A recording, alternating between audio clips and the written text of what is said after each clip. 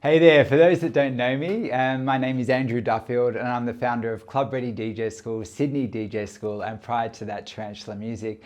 And in this video, I'm going to do a walkthrough video on different ways to mix bass and future house. But I personally think that once you know how to mix, you can mix anything, right? So these methods I'm going to teach in this video probably relate to most genres of music. So anyway, in this video, I'm going to show you how to do your traditional mixes and what are the best chances of, that you've got of making everything work when you play. And I'm also going to show you how to mix out of difficult tracks and even how to play the best parts of each song so you maintain a pumping energy on your floor from start to finish. Anyway, I'm also going to explain how you can use familiar patterns or even vocals to add a new level of professionalism to your sound, so you sound really exciting like when you play. And I'm even going to look at things to be mindful of when, say, replacing the drop, and perhaps maybe even touch on double drops. So I've got some cool stuff coming up. Now, just one thing quickly though, before I jump in, this video does assume that you have some kind of understanding already of how to DJ. And if you are struggling for any reason, I'm going to link in my course below and also some free videos to help you get started. So I'm really proud to say actually that my course has actually taken off in a big way recently. So thank you for all your support. And I'm getting all this feedback by many people they consider it second to none. So anyway, so if you do feel you've got holes in your mixing and you would benefit from a structured approach, right, then check out the links below and I assure you I can transform the way you play very, very quickly. So just quickly, these videos are like me freestyling. Of course, it's a bit more legit. Anyway, okay, so let's jump in. So, okay, without a doubt, the most common mix of all time for pretty much every genre of music is to mix in after the chorus, okay? So what I'm going to do is I'm going to start with a couple of those and I'm going to show you how it sounds when it goes right and also some things that you need to be mindful of. So let's do it. So here's probably one of the most common mixes. And by the way, I have a tendency with my videos that they get harder, you know what I mean? So stay with me, right? So this one seems basic. I'm going to show you what people do and show you things to be mindful of, but then, it'll get harder as we go. But anyway, so what heaps of people do, and I know this from teaching in Sydney, they turn up, they've got some experience sometimes,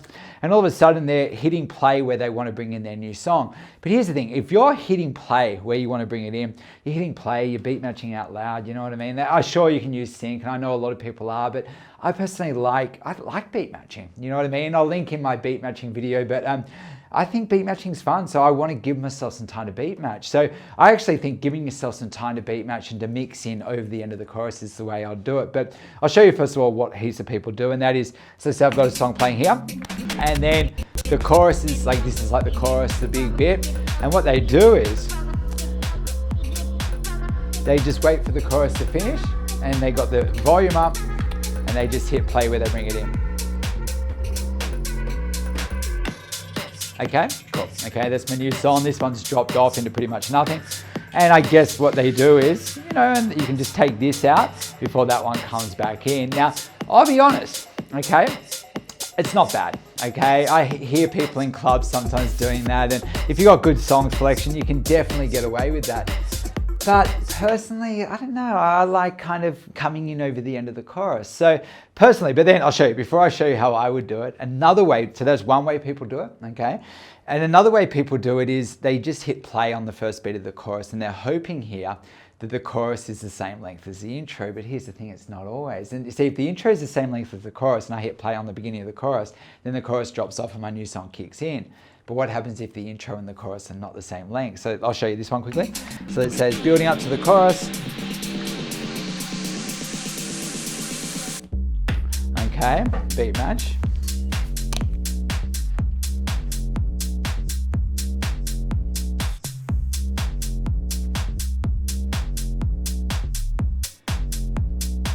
Okay, then I can come in, just have my EQ down a bit. Okay.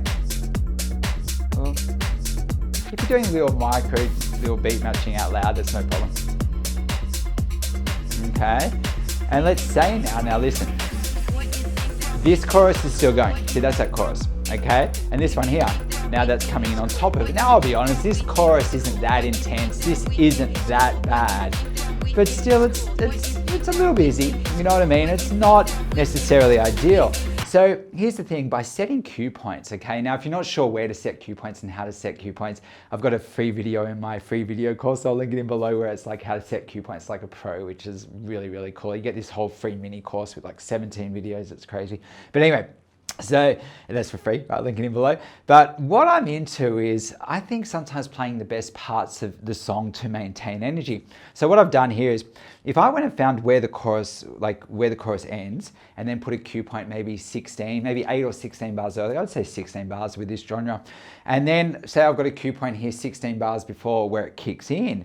Then if I mix in there, I can come in over the end of the chorus and I can make that vocal land when the chorus finishes. And you kind of like get a little bit more creative control with your music. So I'll give you an example of that. So I've got a cue 16 bars back. Let's give it a go. Okay.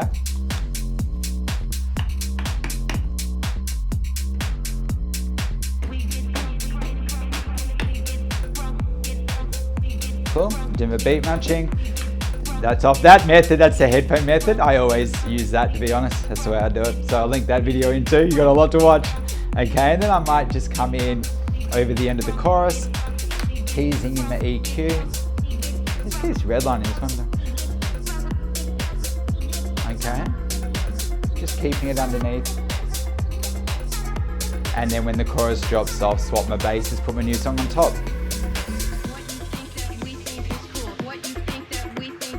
Okay, cool. And that there, out of all three, that one's actually probably my favorite, you know, and that's usually how I mix a lot of the time. Might take this out before it comes back in. Okay, cool. So what we had was, it's just hitting play at the end of the chorus, which heaps of people do, which, you know, that's a great way if you want, if there's a break in the middle, to change BPMs and go to different genres and stuff. But that was one way, which is, you know, it's okay. But then you've got like hoping for the best and hitting play at the beginning of the chorus and hoping that the chorus and the intros are the same length and everything lines up. But I'm saying it doesn't always. And if you want it to, well, you could just go set mix in and mix out cue points and then just sort of like map it so you're always playing the best parts of each song. Now it sounds like a little bit of work, but then when you play and you've got like a cue point system, you can bring it to life and sound like a pro very, very quickly.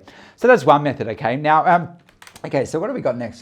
So let's do another one, but now I'm gonna show you like where things could go wrong and where a lot of people have trouble. Because did you notice with that one, I mixed in after the chorus, but then after the chorus it dropped off into a beat. And I'd say that with the majority of house music, it will do that. Like after the chorus finishes, it goes into something cool and it gives you a bit of a platform to do your mix. But what happens is sometimes it might just straight after the chorus, it might go into more vocals. And all of a sudden now I've got vocals coming back on this song, vocals on my new song. And it's like, oh my God, what do I do? And people get really stuck on that. So it just means kind of mixing a little bit quicker. Okay, so I'm still coming in over the end of the chorus, but I've got to get out my exiting song before it kicks into vocals and get my new song in. So I'll give you an example of that. So this is just something people struggle with. And again, it can be like applied to most genres here. So I've got to cue 16 bars before a vocal, like a cool bit that I want, and this is 16 bars back from the end of my chorus. So let's have a look. So now I'll show you first of all, I'll fuck it on purpose, one sec. Okay. Cool. Okay, cool. Oh, BPMs. Okay.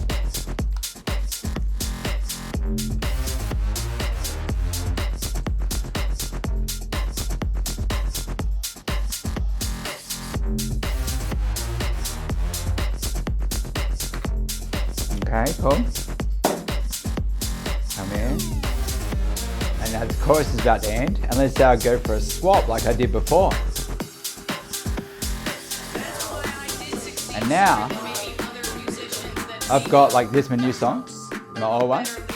And together it's kind of messy and people are like, how do you get out of that? So really, I just have to move a bit quicker. Okay, so let's do it. It's not as hard as you think, actually. And this is kind of very similar to how I'd mix like R&B and pop. Come in over the end of the chorus, get it out before it goes into the next verse and get your new song in. It's a little bit more aggressive, but it's actually a load of fun. And then if you're into that kind of stuff too, I know in my course, like I plug it a bit, but what happens is I really, sometimes with the R&B and pop, you've got short intros. So it's like looping the beginning of the song, holding the loop, teasing it in, exiting the loop so everything lines up, getting the song out to avoid vocals on vocals.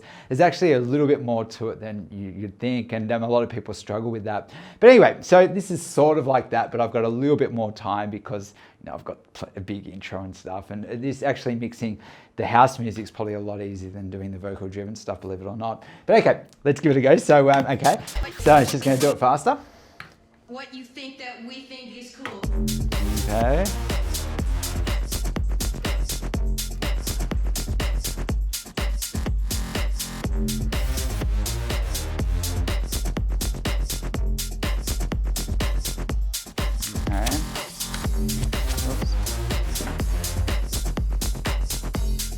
Okay. I'm going to go.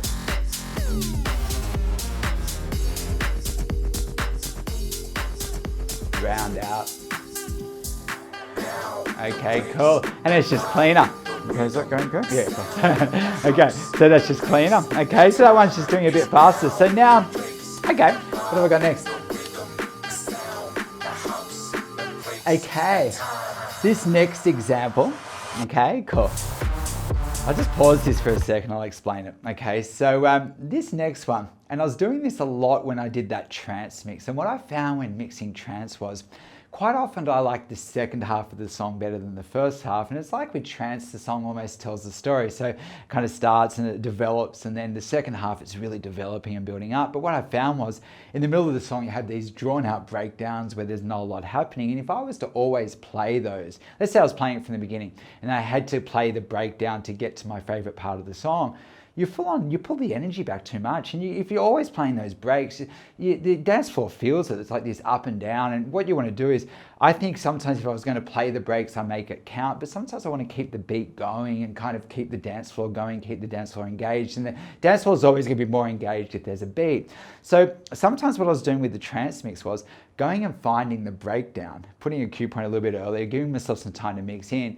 But I was mixing in the breakdown where there's not a lot going on an outro, okay? So that's what I'll do this time. So I've gone and found where the outro is, put a cue point 16 bars earlier, and I mix a breakdown on the outro, keep the beat of the outro underneath while the break is going, and then all of a sudden, then by this time this one starts building up, pull that one out and this one kicks in, and it's a great method to maintain energy. And I think that's how all these methods, and I can do a set, by the way, where I should do a bass house set where I bring this all together, but this is more of those ones where I'm kind of breaking down different mixes that you can do, and then you try and bring it all together. And I can bring it all together for you. Like, I love that stuff, but I know a lot of people have commented that they like these videos where I talk it through and explain my sort of thought process. So it's knowing how different ways that you can mix all these things and then putting it all together into this like showcase kind of sets. And that's how you should treat it yourself. You don't just always mix into the break and do always the same mix. You do, like, replace the drops, builds onto breaks, familiar patterns, double drops. You're kind of like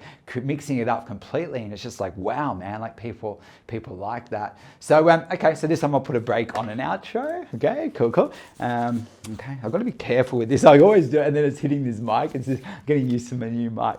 Okay, cool. So okay, cool. Okay.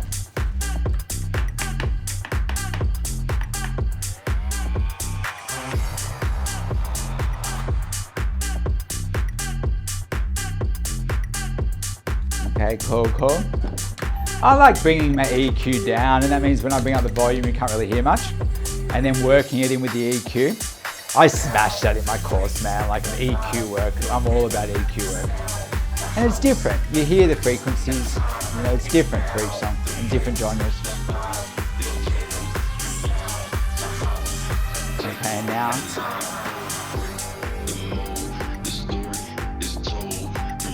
Okay, cool. And I've got that beat going now. I can even turn that bass up a bit.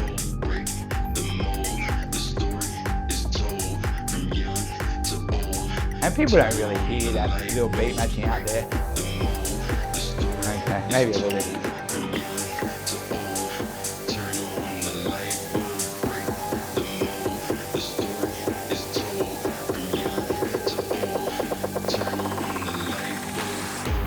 Okay, cool. And you can do, that's just adding little stuff, right? I love adding kind of effects. I'm keeping it kind of simple at this point, but I think the effects are kind of like icing on a cake.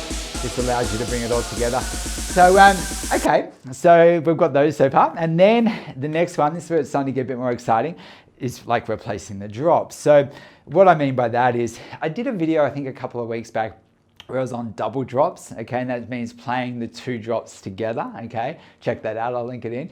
But this one here, sometimes the drops may actually be kind of aggressive and there might be a lot going on. If you play both drops together, it can sometimes be intense. So instead of double dropping, and that means playing them both together, sometimes you can just replace the drop. And that means you go find the drop where it's kicking in, like the big part of the song, usually the first beat of the chorus, put a cue point 16 bars earlier, and just like when it's building up to go the chorus of one, replace that drop with the drop of another song. And this is a big festival kind of mix, and I think it's fun. But as far as freestyling, like if you hear DJs replacing the drops like on a live set, I would say the chances are that they've rehearsed that, because when replacing the drop, you've got to find songs that actually work well together and sort of have a similar energy and a similar vibe. Otherwise it can be like it's building up to the chorus and it goes something a bit random. It's like, oh my God. So, so if I was replacing the drop, I probably have gone and found songs that worked well together and I rehearse it. So that means if you're freestyling, replacing the drop's not always the best method. And if I was freestyling, the best way to make it work is probably just mixing in after the chorus. You know what I mean? And I could freestyle, just read the crowd and be like, oh, okay, I'm not sure, what to play next. Maybe I'll just come in after the chorus, and that's your safest mix. But anyway, this one here, it's very exciting, but they're rehearsed, So I got my cue 16 earlier. Okay.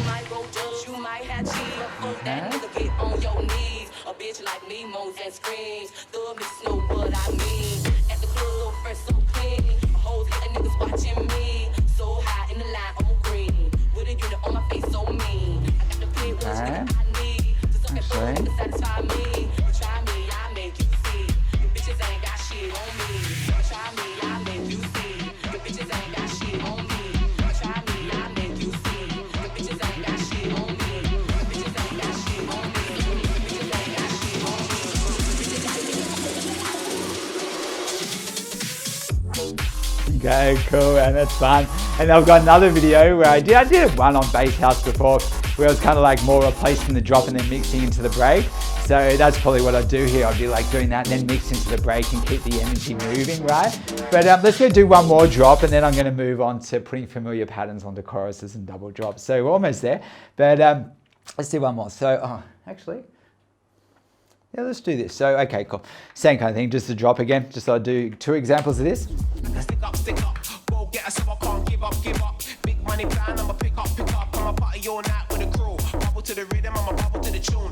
Big bass line, I'ma vibe to that. Waistman saying I ain't got time for that.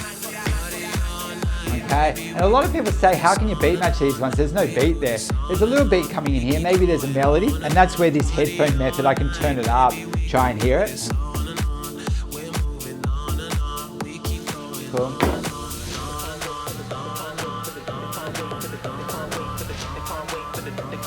Just feeling myself through the EQ, really. This one's softer, I can tell. I'm going to turn it up the trim. Okay, cool. And that's kind of cool. Okay, excellent. And I could keep that moving to the break, keep it going. So let's do another example now, and that is maybe putting cool stuff on the chorus. Now, a couple of weeks ago, we did double drops, and that's putting drop on drop, but it doesn't have to be a drop that I put on the chorus. I could maybe go and grab maybe a vocal or something and put it on the chorus, and just to maintain a little bit of familiarity, okay? And we can have a lot of fun with this stuff. Like, this really opens up doors. So again, if you're going to put stuff on top of a chorus, you probably want to find choruses where there's not too much happening. If it's just intense and you're mixing on intense and intense on intense, it's way too busy. So, but if generally, like, let's say this on here, let's have a listen. It's not too bad. You'll see. I can put something on it. I'm not going to put something too big on it, just like a vocal. Okay, almost like an a cappella, but it's not, but yeah. Okay, cool, so there we go. Okay. Again, using the cues. If you're not sure where to do the cues, again, check out the link. Cool.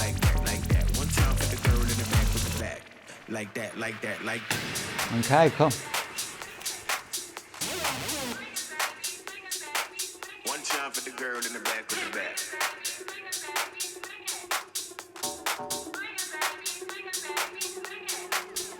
Okay. Okay, just leave it down. I don't want to mess with the build up here. And I just want the vocal, really. I might just have that, turn down the bass, keep that under. One time for the girl in the back with the back. Right now. Right here. Right now. Right here. Right now. Yeah, maybe I could add some echo. right here, right now, here, right now, right here, right now, here, right now,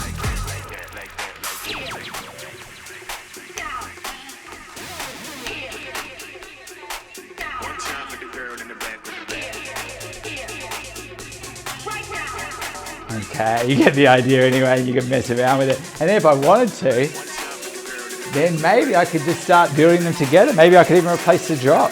I kind of fucked up. Maybe I could. Actually, let's go back. I'm just going to mix it straight in. Just showing you having fun.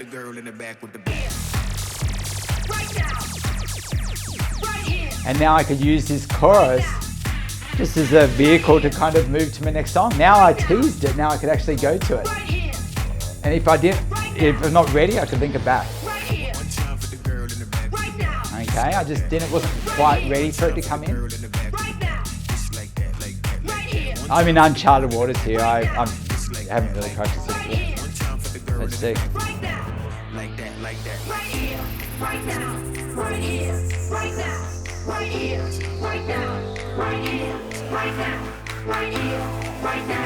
right here, Why not? right now, right here, right now, right here, right now, right here. Okay, I was just kind of like, well, adding a little bit here and there and having fun with it. Okay, so that gives you a bit to work with. Now, if you want me to actually do like a bass house, future house, future bass, all that kind of stuff, like, a mix, right? I'm more than happy to do that. I love those showcase mixes, but I thought people have been asking for how to mix one of these. And I did one when I first brought out the channel, probably about a year ago. And, but that just was kind of like replacing the drop mix into the break. So I thought this would kind of develop on that because a lot of people have been asking. So hope this video has been a lot of help. And again, if you've got any holes in your mixing, like check out the links below and the free course. And then I've got this whole club pack bundle kind of thing that's going on at the moment. It's really good. But anyway, I really appreciate your support. I really do. Thanks again for watching. It's good to be back in Sydney. Well, actually, I kind of preferred it up there in nature, but still, I'm back here for a bit and, just working on the school for you guys. So anyway, thanks guys. See ya.